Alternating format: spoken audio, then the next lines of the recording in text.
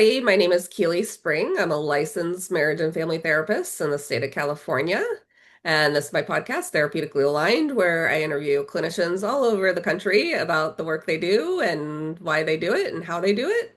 And to that end, today I have with me Ryan. Ryan and I were introduced through mutual contact or just somebody randomly we met. So I am really just learning all about Ryan today with everybody else. I'm excited to do so.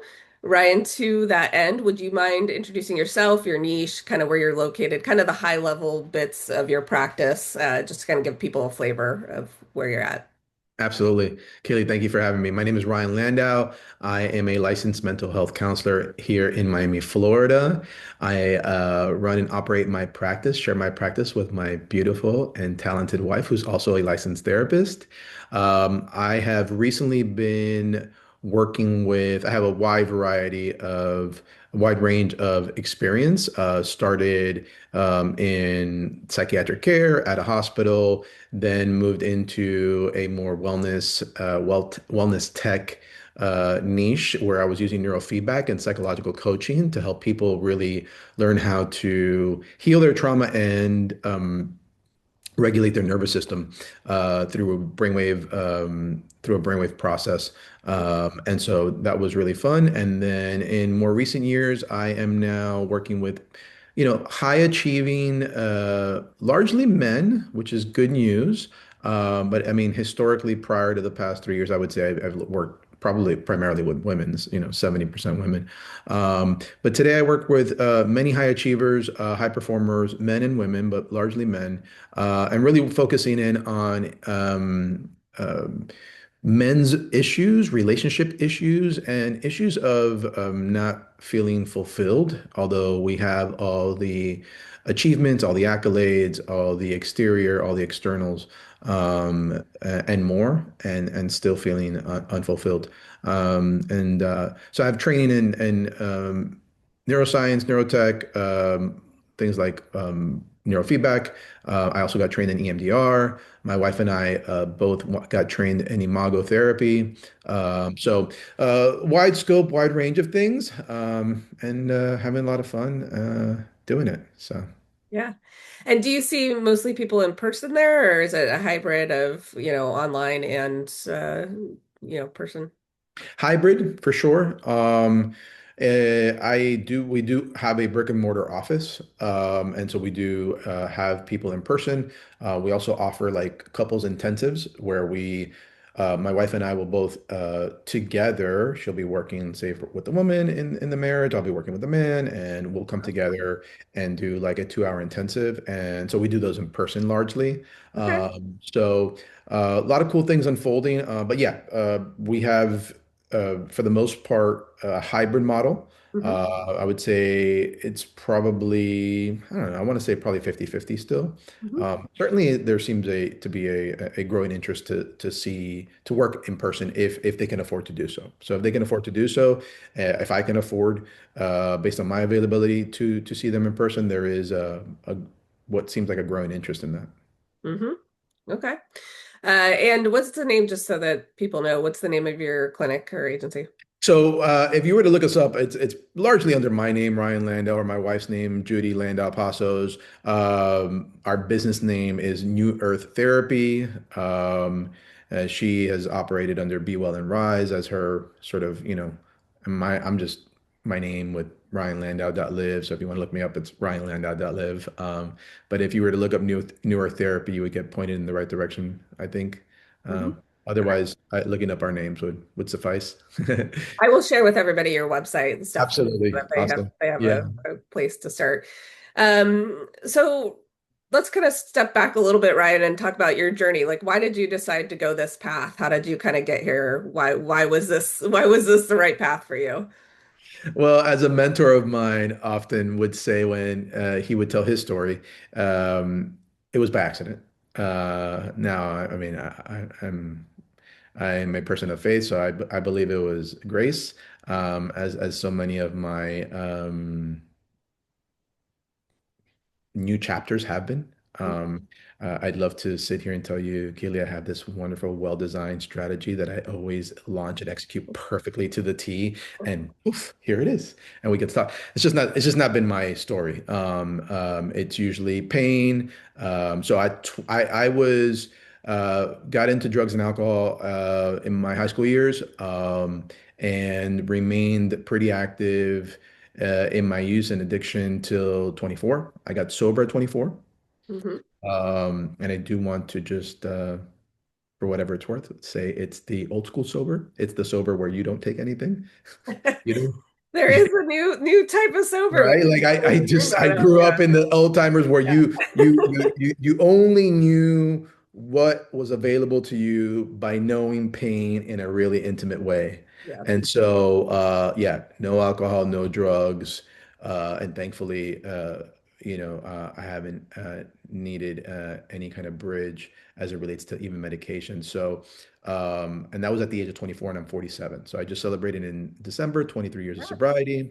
So that really is maybe the most meaningful part of this story because if I don't get sober, I am certainly not here talking to Sure, you. sure. Yeah. Okay. And then, I started, I guess you could say, I started managing sober living houses and as soon as I got in to recovery that same year. I got out of treatment, when I lived at a sober living house, started helping manage those houses. Mhm. And I found paying it forward was something that I was really interested in and felt very aligned. Uh, and so I asked my therapist, I said, I think I want to go back and go to school and study psychology. Mhm. And do you think I'd be any good at it? And he said, absolutely. And that began sort of the evolution of like, me navigating going back to school and getting my master's and all those things that we do. So Mhm. Yeah. Yeah, it's an interesting path and I appreciate you sharing it because I do actually think that it's the life events sometimes that really kind of shape the direction we go, and it sounds like that's the case for you. yeah, yeah, absolutely. Yeah. Nothing here, even my wife. I mean, in the life I live today, I mean, it's, you know, I mean, now that I'm understanding, every day a little better, the sub and unconscious framework, what we call manifesting our lives, all of these things, I can see now how I had a part in it. So Hmm. it wasn't by or it wasn't, so to complete that thought, it wasn't completely and entirely just serendipity, if you will. Sure. There was a part in all this for sure. And to say that it's gone smoothly or in any sort of linear way, and I knew exactly that I'd be here at 47, April 15th, 2026, with the many, many blessings and gifts in my life, I'd be lying to you. Now I have understood how I've gotten here better. Sure. But yeah, it's all been life events for sure. Hmm. Yeah. Well, what do you like about the profession? What do you like about the job you do? Um, Today I would say that it's the journey that I get to go on with clients. I would have said, seeing a client transform his life and, go back to, help him learn how to save his marriage and, save his relationship with his children and find a more fulfilling role inside of his career or business, and doing all those things uh, were the gifts or the things I truly looked forward to. Um, and that is true. It's just not first on the list anymore. I think that the intimacy that grows inside of the, sort of longer marathon, if you will, the journey of really, as I like to say, it's a voyage of sorts, right? Where we both get to sort of navigate where we'd like to go together Sure.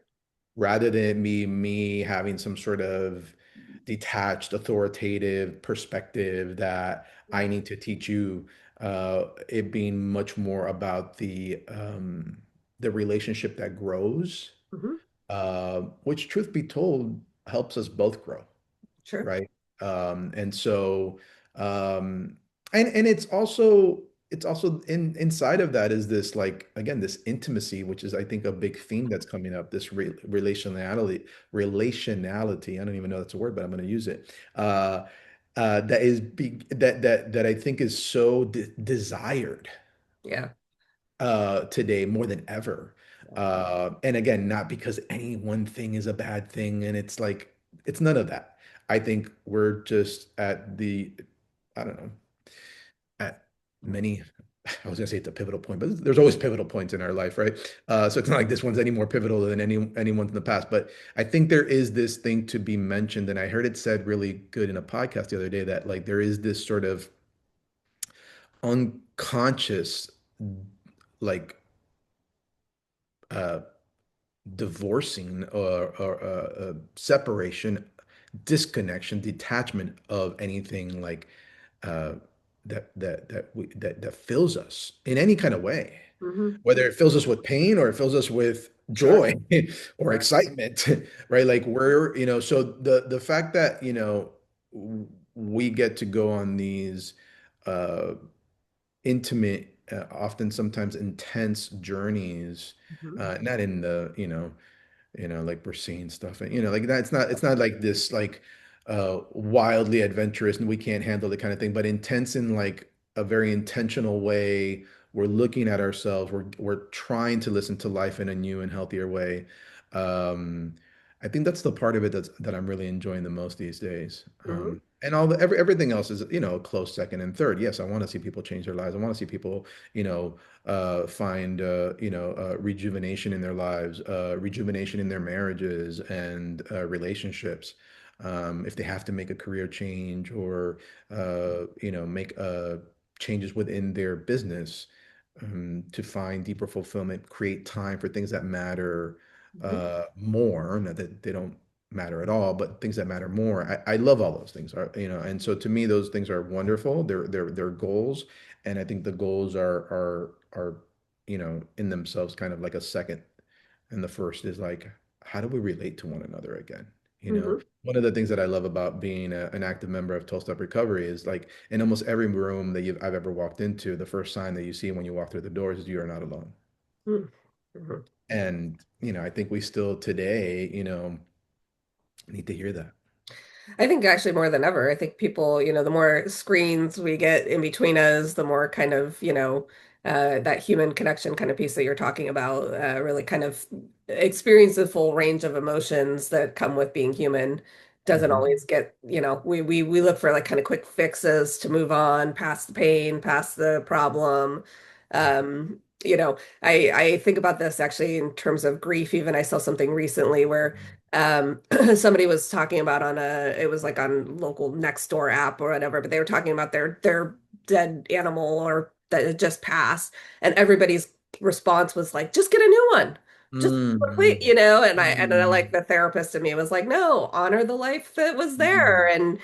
process the emotion and give it time to breathe and grieve and experience those emotions. And I think our society, to your point, like there's like this kind of like, let's just move past this. And it sounds like the thing that you love is that kind of slowing down and just being in it and really kind of giving the full breadth of experience of human emotion, the space. 100%. Yeah, I'm really glad you mentioned that. Yeah. It's funny. I just recently heard something and I can't remember exactly, can't recall exactly the details, but I was just like, wait, this person just lost it was like they lost someone in their lives and it was a very similar story to what you're talking about. And it was just like this. And again, I don't think anyone's intentionally trying to do it, right? Sure. I don't think it's like, oh, but and there was just like this like lack of like capacity, lack of ability to create space Hmm. uh, for what's necessary there. And yeah, I think that that's like so necessary. And I think it's the thing that helps us feel alive. Like, why are we doing? If it just so yeah. Yes, I agree with you. And that's exactly what it is. I want to. If I can nudge people lovingly in our voyage towards helping them understand or remember and have access. I think of this a lot. I say have access. I know there's a time and place for grief and grieving, but to have access Hmm. is such an extraordinary seemingly extraordinary thing, albeit simple, to have these days, Hmm.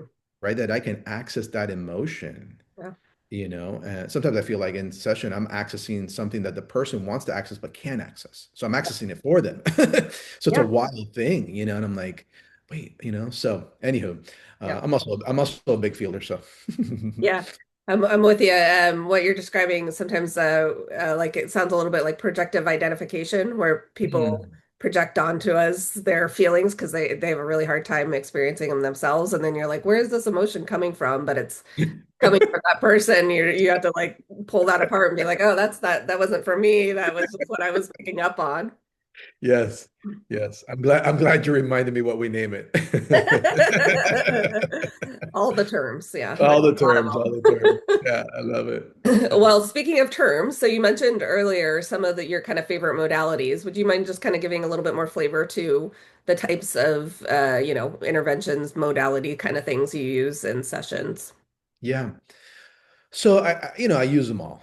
I think we both, I think at this point, if you're, a seasoned therapist, I think you use probably some variation, some combination. So, I weave in EMDR. I'm definitely weaving in IMAGO, especially in the relationship work that I do.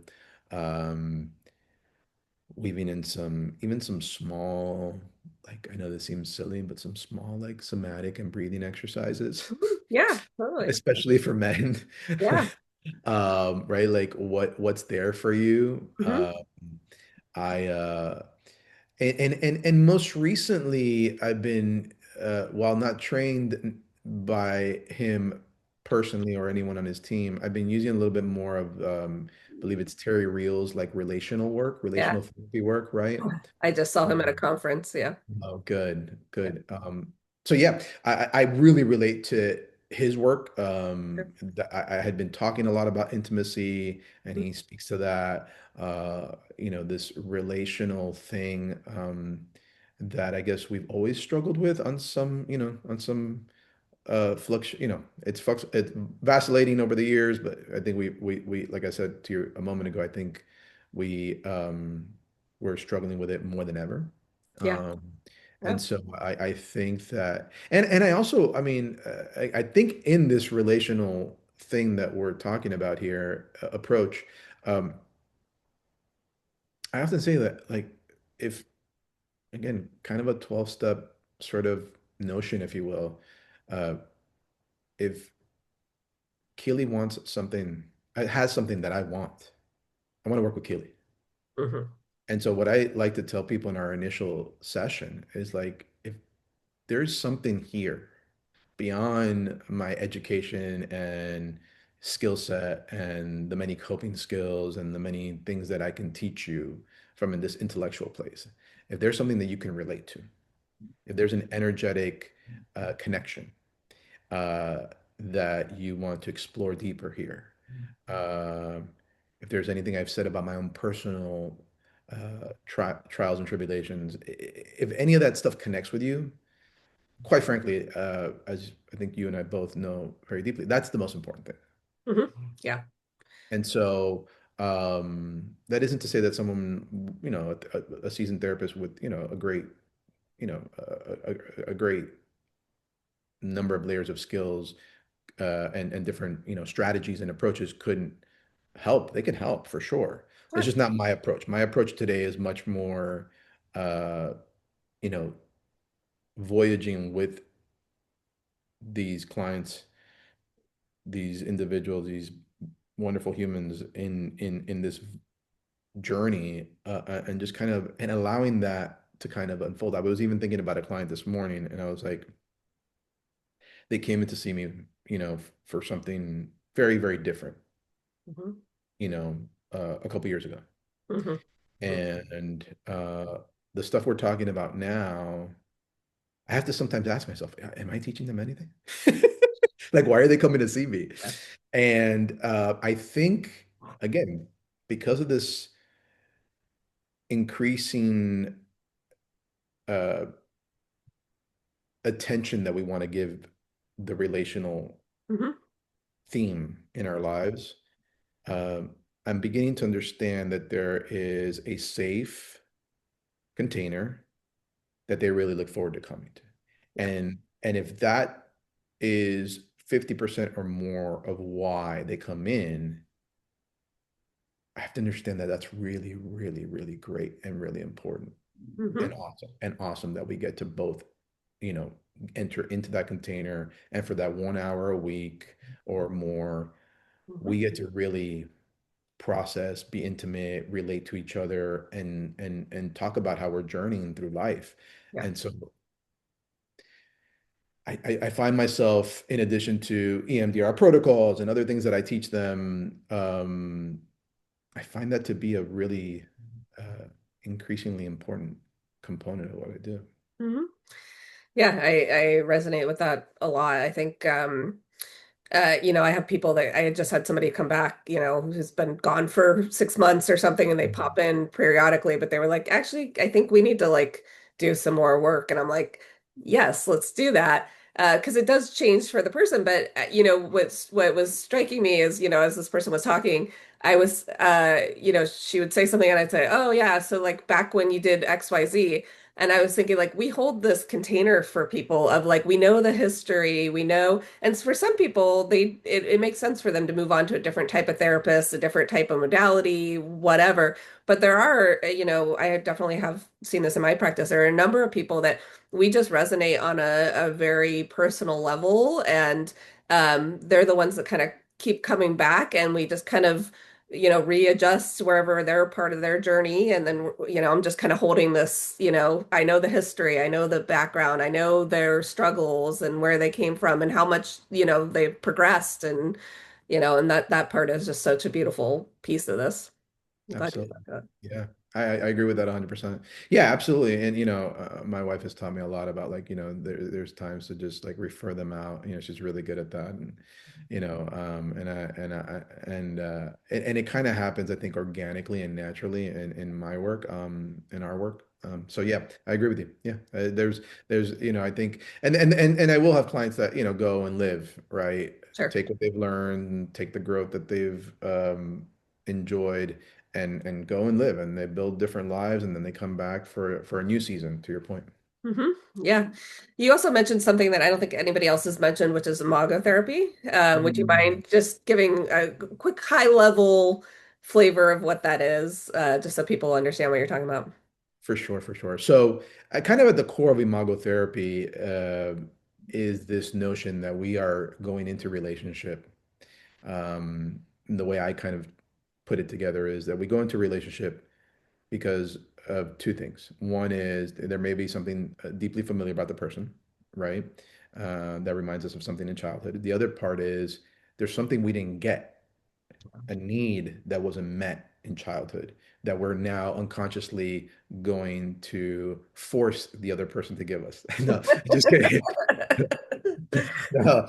Well, if we're going to therapy, we don't force it, right? We work Gently together, encourage. right? That we kind of birth it, if you will. Um, but um, but there is this thing, right? So there is it's a wonderful modality. One of the core pieces of Imago is the Imago dialogue, where we teach clients how to speak Hmm. uh, and listen Hmm. and empathize in like in the greatest form of empathy, not Yeah. in this like quick fix, let's move on with our lives, but really learn how to hold space, learn how to reflect. Hmm. Uh, I would say learn how to create that space. And Hmm. then, because I think so many of us are just like, we're on such limited bandwidth, right? For sure. Yeah. And so, like, even I, as much as I don't want to admit it, because I teach this stuff, I know that sometimes I'm on limited bandwidth, and I have to say, babe, listen, can we table this and talk about it in a couple hours? Hmm. I just need to get a workout in. I need to go shower. I just know need to go, I need to go do something and then we can come back to it. Um, so yeah, the principles of Imago are, kind of understanding what it is about the other person that is meaningful. Sure. about why we want to be in relationship with them and Hmm. understanding those components. And then one of the core exercises that we use inside of the therapy process is imago dialogue, Hmm. and really helping people understand how to dialogue as opposed to just sit here and vent. Hmm. Which Hmm. I'm not saying there is, especially if you're in a committed romantic partnership, there is going to be a place and time for that. And I think that, if you have a partner or spouse who really truly cares about you, they will give you time at times to vent. Hmm. You should probably also have a therapist so that they're not getting all of your venting. But yeah, that's what I understand. Those are my biggest understanding and my biggest use for Imago, Hmm. are those principles. I also the other thing that I like to joke about we were trained on is because the founders came in and they actually did one of those training sessions with us, and they were talking about what's worked in their coupleship, what has helped them thrive. Hmm. And they said one of the things that they had to do was they had to remember that they had to put a practice and a policy in place. Hmm. That there were no, that after 6 or 7 o'clock in the evening, I guess this varies depending on where you're at in life, uh, the only thing permitted was belly laughs and orgasms and nothing else. So, that talk about, the finances, you may want to, Sure. talk about it, table it to the next Later. day, later, which I often, talk to people about because as the day wears on you, your bandwidth gets more limited, unless you create the luxury for yourself of a 1 to 2 hour reset in the middle of the day, which is wonderful. And even then, I think there's some wear on it, no matter what, wear on us. So yeah, as you approach the evening hours, you're far more likely to slip into a meaningless uh, disagreement, Hmm. argument. Hmm. So Yeah, love it. All right. Well, so it sounds like, kind of depends on who's in front of you, but do you have a typical kind of session pace or pattern you do, check in with kind of homework or, yeah. what's kind of your style? Yeah, no, listen, I have there it definitely ebbs and flows. But I definitely structure things. Usually I say to people in the beginning, the first 8 to 12 weeks, let's try to meet weekly, mainly to build momentum. Sure. If there's someone who's in crisis, obviously we can meet multiple times a week. I don't see those clients quite as much as I once used to. Hmm. So um if and again, I don't really see people with, I mean, during my neurofeedback days, when I was facilitating neurofeedback sessions, I actually had a much more intensive like program. Mm. And I can still do those, especially if we're talking about a couple's, program. For example, you may come in today and then you may bring your partner in tomorrow. And, we're stacking them on top of each other so that we're building some momentum. But for the most part, we talk about, the first 8 to 12 visits. We try to knock that out in about 2 to 3 months span of time. Mhm. Making some room there, obviously, for Sure. adjustments, rescheduling, all that stuff. And then after that, probably knock it down for the next 2 to 3 months, down to once every couple of weeks, and then beyond that, kind of to be determined. Mhm. Some clients want to stay with me, once every 2 weeks. Others want to stay with me once a month. Um, yeah, and then ongoing maintenance is, once a month or as needed. But that's a typical thing. With my EMDR sessions, sometimes I find that I uh, like a 90-minute window because it gives Mm. me a little bit more space Sure. to, kind of educate, build the protocol, do it, then give them time to integrate a little bit at the end of it. So 90 minutes, it can go 90 minutes. But yeah, that kind of gives you a sense of where I'm at now with how I structure things when people are starting to work with me. Hmm. Yeah. What about surprises? Is there things that surprise you? I mean, you've been doing this for a little bit now. Are there still things that surprise you? Yes. Yes, there are things that consistently surprise me. Maybe not as much anymore. Like, uh, and to be both silly and very honest, how much we have to, how much I have to remind people that they know that they once knew how to do this thing called life Hmm. before life became lifey. Yeah. And so that they have inside of them the capacity to, reprogram, restructure, rewire Hmm. everything that they're desiring because there's an innate, inherent um, knowing that they have that they're really disconnected with, disconnected from. Um, Yeah, I think that's probably the biggest surprise. I don't think anything else surprises me these days. I'm very intentional, I'm sorry, more intentional these days than I've ever been in terms of who I work with, why I work, why I want to work with them, etc. So there used to be, I used to take anyone and everyone, and then let's just see where we're at. This is how maybe we do in our beginning years, right? And today I'm very much more specific in my consultation calls and things of that nature, so that we make the best use of our time and energy and just kind of like understanding if we're a good fit, right? And so yeah, but yeah, I mean. There's not much. I think there's also a little bit still that surprises me, but it's not a big surprise anymore. But I'm still kind of, with so much information at our disposal, I'm still kind of confused as to why there's things out there that still, and I know this is just me.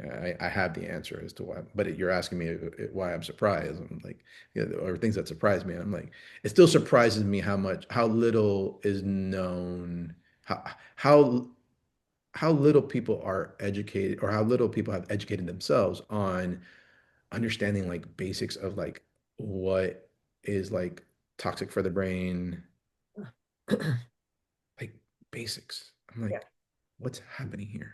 Like, you can't make these changes because your neurochemistry, I did a lot of, I am on the list of like referred providers for Amen clinics here in South Florida.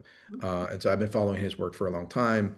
In my neurofeedback days, I dove deep, deep, deep into all kinds of research related to the brain, Hmm. mind, brain, mind body connection, brain and body, like what's, optimal, how do we optimize, et cetera. Right. And so, um, yeah, there's still that, I'm still kind of surprised that people still question whether or not like, drinking several times a week, smoking several times a day is not allowing them to, you know, make the transition into.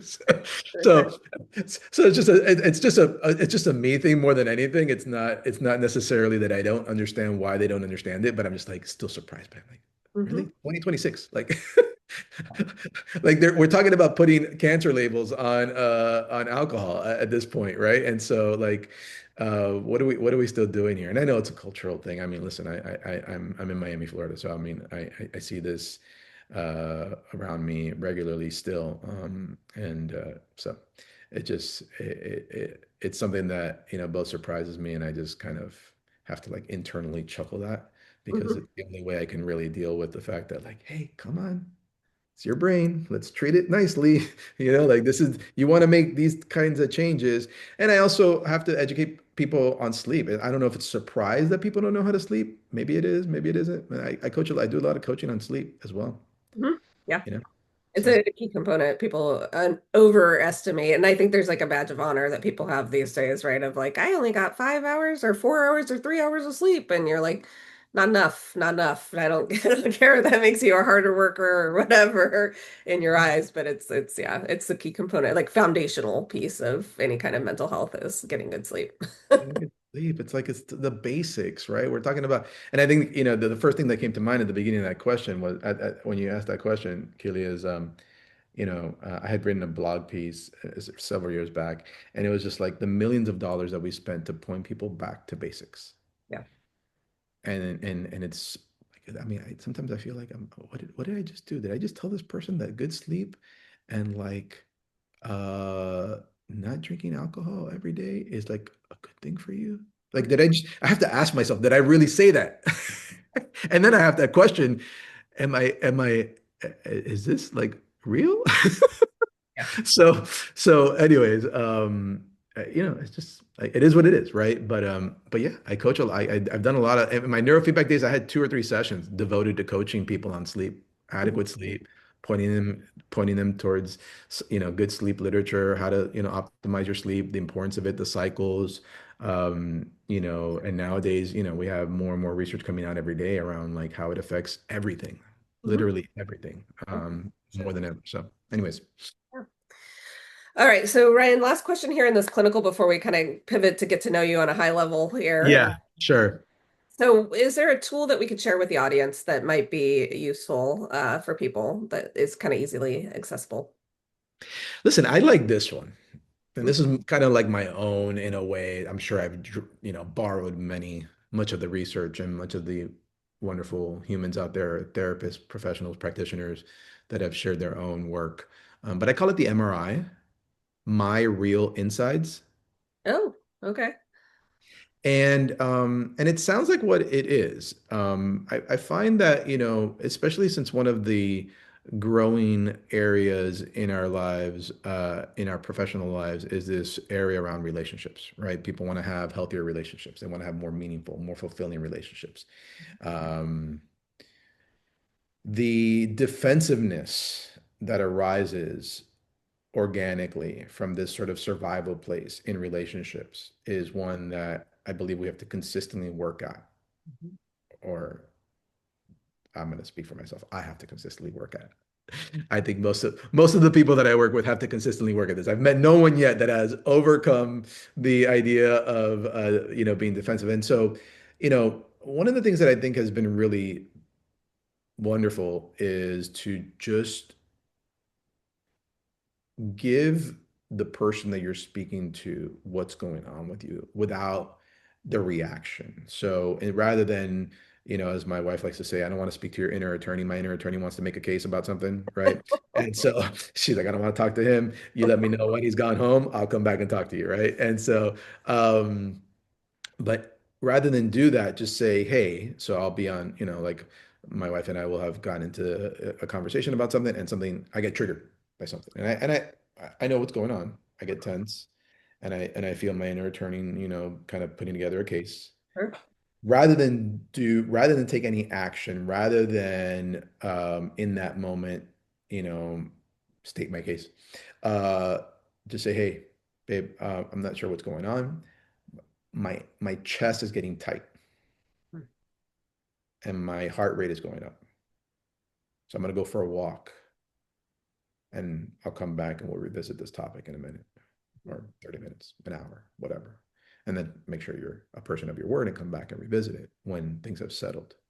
Um, and just really kind of give them what an MRI kind of is. If you think about it, just like, hey, this is, and I find that that kind of diffuses, right? I'm not saying it's always going to diffuse. Um, but it kind of diffuses um, whatever heated theme might be coming up, Sure. whatever trigger might be happening for you. And since we're trying to be in relationship rather than trying to be right, Hmm. or at least that's what we're endeavoring to do. I think another big concept, but not necessarily a technique, is to understand that like your survival animal instincts uh, often won't serve you in relationship, Hmm. especially the more unhealed trauma that you have. Yeah. And so,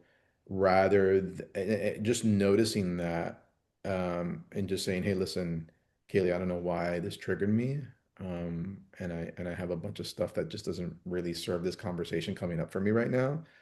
I'm gonna go take a few deep breaths. I'm gonna go for a walk. Uh, if I have some magnesium nearby, I'll go take some magnesium. Go listen to some music, whatever the case may be, and I'm gonna come back when I figure out why I got so triggered, Hmm.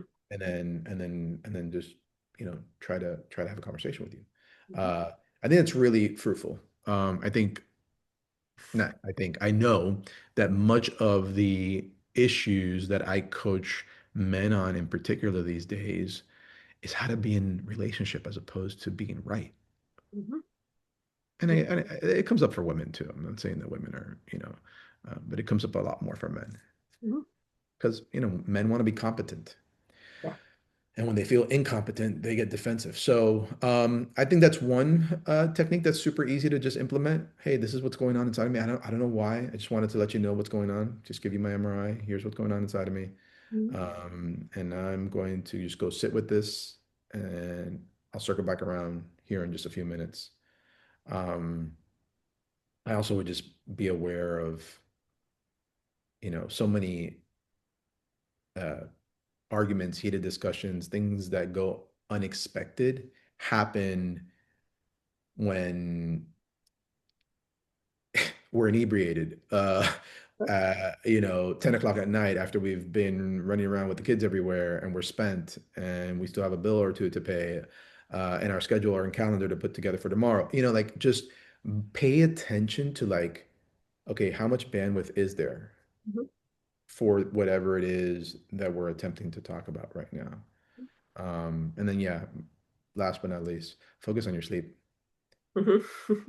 Yeah. I mean, as a parent, it's been fascinating to kind of see and then therefore remember by seeing that we used to sleep 12 hours a day, Yeah. and then we're just like it happens so quickly that we're like, before you know it, that's cut down by 33%, and we're still expected to function, you know, uh, really at really high levels and enjoy it all, Mhm. right? And I just think that's sort of a silly ask to go from that to what you were even talking about, which is, 5 hours. Some people say, this hustle culture that I guess is still around, yeah, you think about what that's over 50% less than what you used to sleep when you were a child. Like it just something about that for me is meaningful. Yeah. Yeah. So. I think for a lot of people, it's a meaningful shift. Well, I mean, I think they're going to make the argument, well, you're a child, you didn't, you needed that amount of sleep because you're a child, and as you get it, and I get all that. I get all that. And I think it's just meaningful from a how much we actually slept and how much we were actually able to just be present and in life and immersed in life as a child, and so and how that really starts to go away as demands, societal, cultural, school, academia, athletic demands, parental achievement asks, of your children, how that all starts to climb, right? And it climbs alongside the sort of oftentimes waning ability to enjoy it all. Hmm. And Hmm. so I think that's meaningful. Yeah, I agree. Well, thank you very much, Ryan. I appreciate you sharing your perspectives. Thanks. So, Ryan, are you ready to take the Being Seen questionnaire? Sure. Get I to know love you it. a little bit more personally. Yes, absolutely. Okay. So, first question, what is something that's making you happy right now? Hmm. Right now, it's family, my family. I'm having a good time with them. Hmm. We're in a great season. Lots of exciting things happening. Uh, um, there's growth in our business as Hmm. a second thing, and growth in a number of different ways. I don't just mean from a financial perspective, but there's growth happening there. There's things happening there for sure. Um, Those are the two big ones. The weather's always good in Miami in March and April. I mean, it's lovely weather. We're always outside. My orchids are blooming again for another time. And we've had them every time I think they're done. They come back with a vengeance. It's Orchids wild. are hard. They're temperamental. They're amazing to watch. Every year my wife and I go out there and like, wow, she's still going. So the weather's been great too. So. Do you have a favorite app? I will confess that Claude has climbed to the top these days for me. Yeah, as I rebrand and manage a million different new things, Claude has definitely climbed to the top for me. fair enough. Fair enough. Okay, this might be an easy answer for you, but beach or mountains? Beach. Being in Miami makes sense. Yes, yes, yes, yes. Beach for sure. Okay, this is a little bit more of a thinker. What is one thing that movies never get right? Movies? Hmm. TV shows, entertainment. Mm, That's a tricky one. I don't say never get right. Never get right. I think one of the things that my wife and I consistently critique on is the music. Hmm. So the entrance music. It's not that they never get it right. Some shows get it right. Others just get it like wildly wrong. And so we want to always skip through the entrance credits. But yeah, I think at least the movies that I've been watching lately, I can't say that I'm not a big critic in that sense anyways. All the stuff that I'm watching, I'm really enjoying. So All right. shrinking being at the top of that list. So We've been watching that one again, and I'm like, it's so many wrong things about therapy, and it's so good. It's like a really great show, but yeah, I'm like, you could lose your license like a million different ways for like everything. yeah. I mean, if we were gonna take that very literally, I agree with you, Keely. Some of the stuff that he does in there, for sure, is outside of I think almost any ethics uh, guideline. A lot of dual relationships happening. Yeah, tons of dual relationships. And listen, I'm a critique of the ethics. I understand the necessary nuances of how problematic dual relationships can be, Sure. for sure. And I also think there's another side to that too. So, but yes, I agree with you on that for sure. Okay, what's a good way to relax for you? How do you like to relax? My pool. Mm-hmm. I have a lovely pool. Working out. Listen, lately I've been practicing some new meditation and some new breath work. So I've been doing some new breath work with someone that's new to our team, and so that's been wonderful, really wonderful. And uh, my pool, and maybe at the top of my list though, or certainly alongside the pool and the ocean for sure, is a great comedy in the evening with my wife. Mm-hmm. Nice. Yeah. Love it. What about a dream trip location? Anywhere you want to go? Most recently it came up that it would be wonderful to go to Australia. Hmm. Yeah. I never traveled there. There's the list of, places we want to go to is growing by the day. We definitely want to do some mountain stuff. My Hmm. wife is, as much as she is ocean, at her core, she has this other part of her that's being called to the mountains. Hmm. So I am gonna have to learn how to become a mountain man. Fair. Understandable. I always say that there is probably a hybrid model of that where we can get both water and mountain alongside each other, and that would be like, I guess, like a perfect, I guess, oasis, for both of us.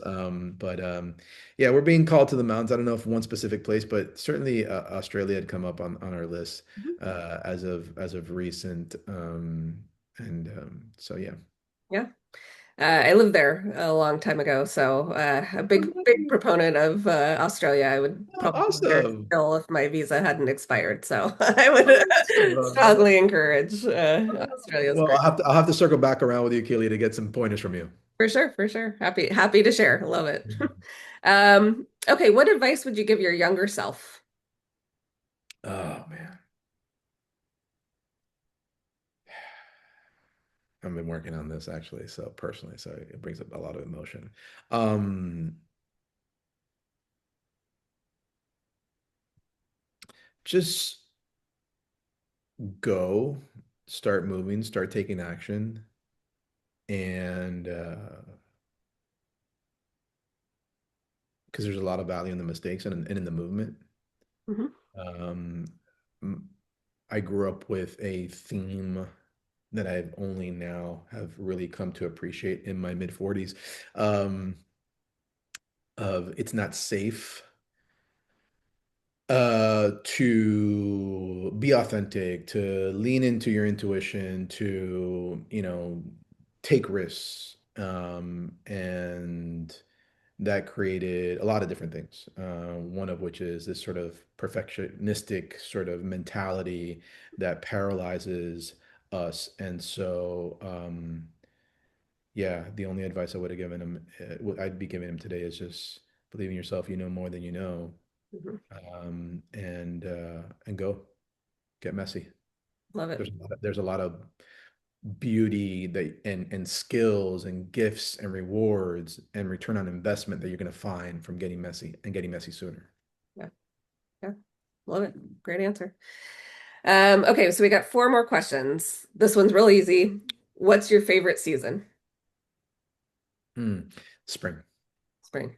Spring here for sure. Spring is, I always say it's, you go to the water now, and especially January, February, March, April starts to turn a little bit because it starts to get a little warmer.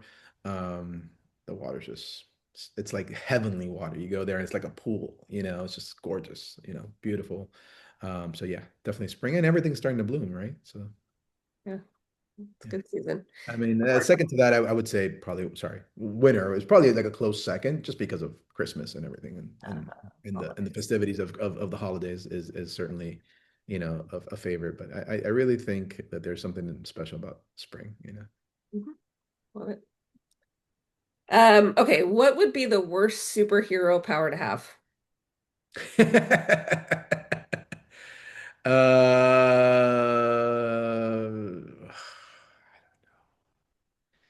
I have this thing around knowing the answers. So interesting enough, there's a part of me that has always believed that I want to know everything before I move because then makes it safe. But there's another part of me, and this has been the part that's really, you know, grown over the years, and that would take all the fun out of life if I knew all the answers, Mm-hmm. all the adventure, Hmm. Hmm. right? Like, Yeah.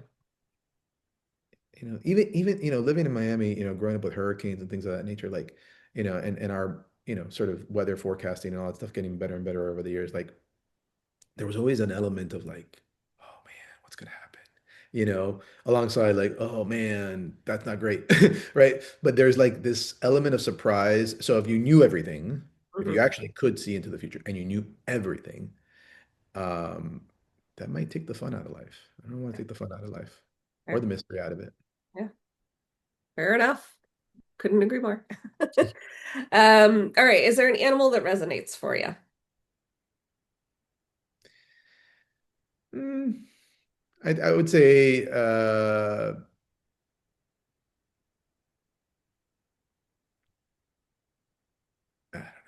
there's a couple different ones, but not one in particular that sticks out. I want to say the lion, just because the Lion of Judah. My son's name is Judah. There's something meaningful there for me. But we grew up in Miami, and there's a lot of wonderful, you know, animals, and dolphins and things of that nature, ocean animals, and uh, kind of fell in love with turtles because my I take my son out, to the park, and they'd have these little turtle ponds, and during his earlier years, his toddler years, he was just so in awe of these turtles, and we have a beautiful little Schnauzer Terrier who's the love of our life, and she's so cute, mini Schnauzer Terrier. So not one in particular, I don't think. I kind of love, and I listen, springtime, the birds are chirping, like so, sunroof open, windows open, you hear the birds chirping really loud, and so it's been really wonderful. And I love that too. So they all have like their different, Vibes. different gifts, their different vibes, their different gifts. Oh, love it. Okay, so final question. What would you like to be able to say when you look back on your life? Um,